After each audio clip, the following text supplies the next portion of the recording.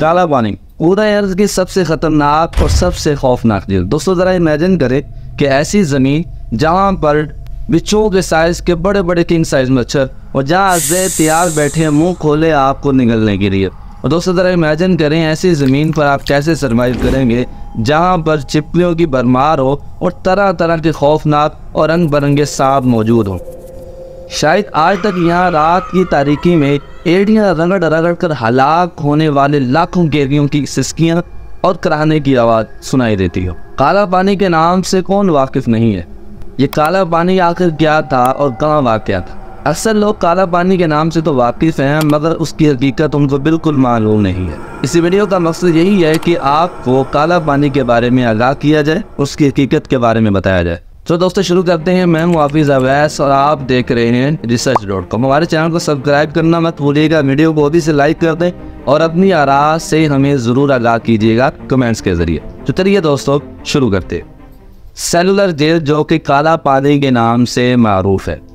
दोस्तों काला पानी एक संस्कृत का लफ्ज़ है जिसका माना है मौत या वक्त। जज़ाइर अंडमान निकोबार में वाक़या ये एक इस्तेमारी जेल थी। हिंदुस्तान की इस्तेमारी अहद बरतानवी हुकूमत खुसूसन अपने कैदियों को जिला वतन करती थी।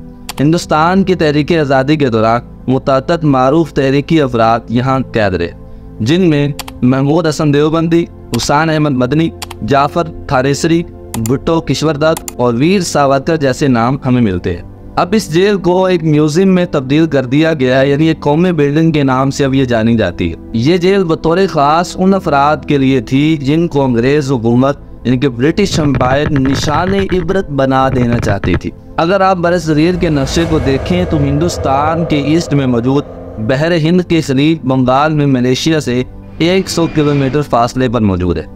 यहाँ से इंडिया भारत का डिस्टेंस तकरीबन 100 किलोमीटर ही है। इसकी वजह से इंडोवान पूरी दुनिया में अलग पहचान रखता है कि वस्ती इंडोमान में तकरीबन 650 मुरबा किलोमीटर के जजीरों में पत्थरों और फलाक के ज़माने के तहजीब व तमद्दुन से आ रही वहशी किस्म के लोग आज भी यहाँ पर मौजूद है, जो हमेशा बराना रहते हैं। पूरी दुनिया में उनकी ज़ुबान कोई नहीं समझ सकता और बाहरी दुनिया के इंसानों से बिल्कुल नाआशना है और उनको बिल्कुल नहीं देखना चाहते, उनसे डरते हैं और बाज़ औक़ात तो उन पर हमला भी कर देते हैं।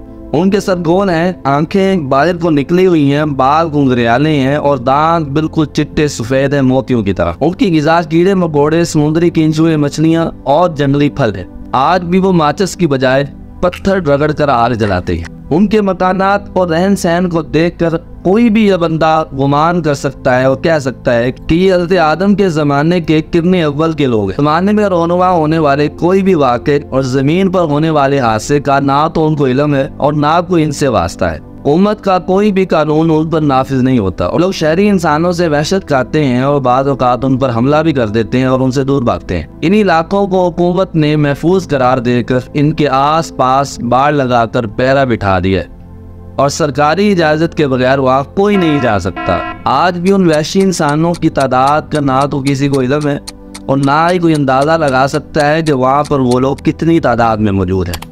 और को हिंदुमान के ये जज़ायर तो सदियों से आबाद है और वहाँ के करीब से हमेशा तजारती और सियाती काफ़िले गुजरते रहते हैं, लेकिन वहाँ रुक कर मुस्तकिल आबाद होने की इन वहशी इंसानों से डर की वजह से किसी की भी आज तक हिम्मत नहीं हुई। पहली दफ़ा 1759 में अंग्रेज़ कैदियों की मुस्तकिल कॉलोनी बनाने के लिए इस जजीरे पर वारिद हुए, तो यहाँ पर रहने वाले गैर मुअज़्ज़ब वहशियों ने उन पर हमला कर दिया और एक खूनरेज़ जंग के बाद अंग्रेज़ कुछ इलाकों पर कब्जा करने में कामयाब भी हो गए थे। उस वक्त फरंगी लश्कर तकरीबन यहाँ 200 कैदियों को लेकर यहाँ पर कब्जा करने के लिए आए थे। अमेरिका ने अलकायदा और तालिबान कैदियों के लिए अफगानिस्तान नामी जेल की बुनियाद रखी, मगर काला पानी की जेल इससे भी बदतर।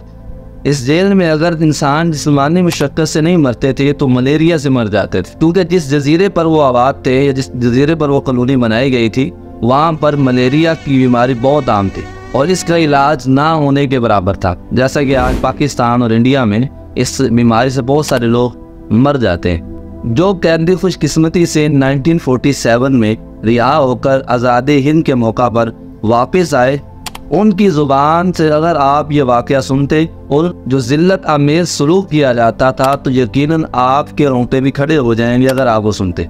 जब हिंदुस्तान में जंग आज़ादी की आग भड़क उठी और हज़ारों आज़ादी के मतवालों को गिरफ्तार किया गया, जिनको महफूज जेलों में रखना मकसूद था, चुनांचे उनको बतौर सज़ा इन दलदली जजीरों में भेज दिया गया और इनको जबरी मुशक्क़त पर मजबूर करके वहाँ की जेल की तामीर करवाई गई। इस जेल की तामीर सल्तनत इंग्लिशिया के बागियों को अजियत देने के लिए की गई थी। क्योंकि इस जेल का अंदरूनी सेल कोठरी जैसा था, इसलिए इस जेल का नाम सेलुलर जेल रखा गया। ताबीर के लिहाज से देखा जाए तो बिल्डिंग के दरमियान में यानी कि जेल के दरमियान में एक टावर मौजूद था जिससे 7 शाखें निकलती थी, जिससे इन कैदियों की सख्त निगरानी की जाती थी। यहाँ मुल्क के मुख्तलिफ हिस्सों से लाए गए मुजाहिदीन आज़ादी को रखा जाता था। उन्हें सख्त अजियतें दी जाती थी, जिनमें चक्की पीसना, तेल निकालना, पत्थर तोड़ना, लकड़ी काटना, एक हफ्ते तक बेड़ियाँ बांधे खड़े रहना, 10-10 दिनों तक क्रॉस बार की हालत में रहना वगैरह शामिल थे। तेल निकालने की मिल में काम करना तो और भी ज़्यादा मुश्किल हो जाता था, क्योंकि वहाँ सांस लेना बहुत मुश्किल हो जाता था। जुबान सूख जाती थी, दिमाग सुन्न हो जाते थे और हाथों में छाले पड़ जाते थे। दोस्तों ज़रा इमेजिन करें, मैं और आप अगर वहाँ होते तो हम कैसे सर्वाइव कर सकते थे? क्या हमारे जिस्म इतने मजबूत थे कि उन जबरी मुशक्क़तों को बर्दाश्त कर सकते? यकीनन आपका और मेरा जवाब होगा नहीं। मगर उन लोगों ने यह कुर्बानियाँ देकर ये साबित कर दिया कि वो बहुत मजबूत लोग थे। उनका ईमान भी मजबूत था, उनका अकीदा भी मजबूत था और उनका जिस्म भी मजबूत था। काला पानी जेल का अमला अंग्रेज की ख्वाहिश पर रखा जाता था। इस दौर में कुछ कैदी वहाँ से भाग जाने में भी कामयाब हो गए थे, मगर कुछ ही दूरी पे जाकर उनको पकड़ लिया गया। उस दौर में कुछ कैदी भाग जाने में भी कामयाब हो गए थे, मगर कुछ ही दूरी में जाकर उनको पकड़ लिया गया। कोई भी ज़मीन 100 किलोमीटर से करीब नहीं थी, इसलिए इतना तैरना या किसी चीज़ से जाना इतना आसान नहीं था। मगर फिर भी कुछ ना कुछ कैदी हाथ पांव मारते रहते थे। दोस्तों इस जेल में कैदियों को मिलावट शुदा खुराक दी जाती थी, जिसमें घास का पानी, कीड़े मकोड़ों से मिली हुई खुराक और बाज़ दफ़ा तो कांच भी पीस कर उनको दिया जाता था।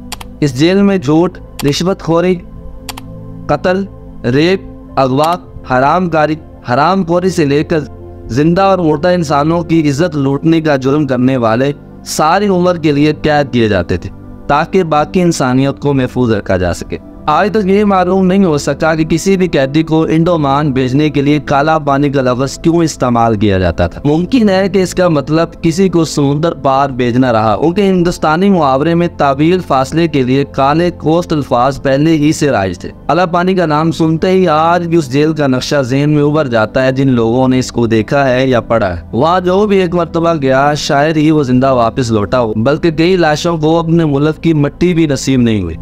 दोस्तों ज़रा इमेजिन करें कि वो लोगों ने कैसे सरवाइव किया होगा और कैसे इन चीज़ों को झेला होगा। यकीनन हमारी समझ से बाहर हैं ये बातें। उम्मीद है कि आपको हमारी ये वीडियो पसंद आई होगी। अगर आपको हमारी वीडियो पसंद आई है तो हमारे चैनल को सब्सक्राइब कर दें, लाइक कर दें और साथ ही अपनी आरा से कमेंट्स के ज़रिए हमें आगाह कीजिए, ताकि आने वाली वीडियोज़ में हम और बेहतरी ला सकें और जिससे हमारी हौसला अफजाई हो सके। अस्सलाम वालेकुम व रहमतुल्लाहि व बरकातहू।